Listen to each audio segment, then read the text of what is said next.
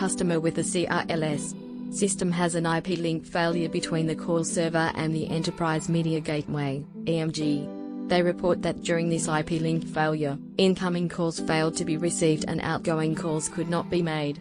Which configuration option is most likely the cause of the issue within the EMG? Option A. That PSDL is configured on the EMG 1000. Option B. That the DID/DOD trunks are configured on the EMG 1000.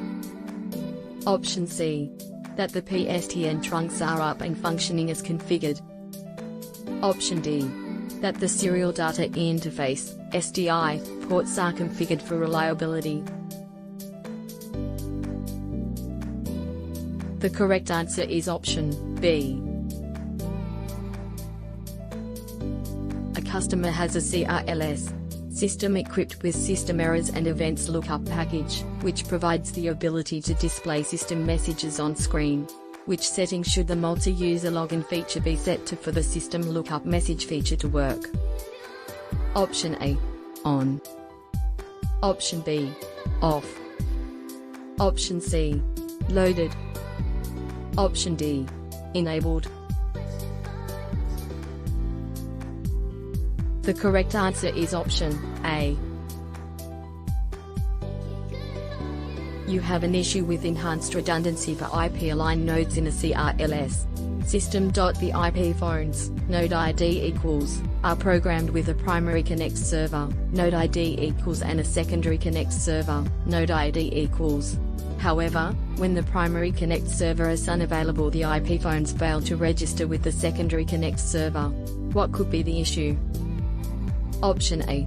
The node ID of the IP phones must be identical to the node ID of the connect server. Option B. The node ID of the IP phones must always be different than the node ID of the connect server. Option C. If the node ID of the connect server is 4 digits, then the node ID of IP phones must be 4 digits as well. Option D. If the node ID of the IP phones is 3 digits and the node ID of the connect server is 4 digits, the first 3 digits of the node ID of the connect server must match the node ID of the IP phones, left to right. The correct answer is option D. A customer has a CRLS system equipped with System Errors and Events Lookup package, which provides the ability to display system messages on screen. When a system message is received, which procedure should they use to look it up and display it on the screen? Option A. Enter the system message followed by Option B. Enter the system error code followed by for example, bug 4080 Option C. Enter followed by the system error code and for example, bug 4080 Option D.